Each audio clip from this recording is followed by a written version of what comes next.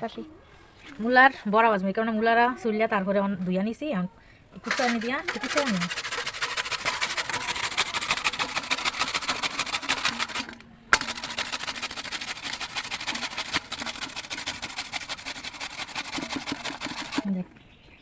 এরকম করে কুচানো সবটাই কুচানো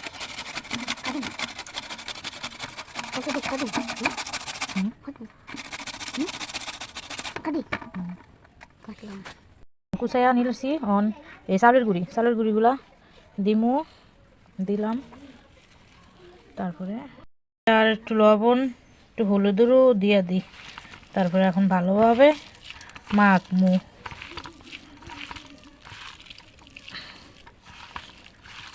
এখন গোল গোল করবো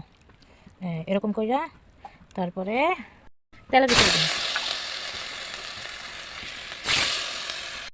এখন এক এক করে সবগুলো দিয়ে দিলাম এখন হবার অপেক্ষায় ভাজাগুলা হওয়ার পরে একটু লাল লাল হয়ে গেছে আমি একটু উল্টে দিলাম আবার একটু এখন লাল লাল হয়েছে অবশেষে আমার বড়াগুলো রেডি কে কে খাবে চলে এসো টাটা কেমন হয়েছে আমার রেসিপিটা কমেন্ট করবে।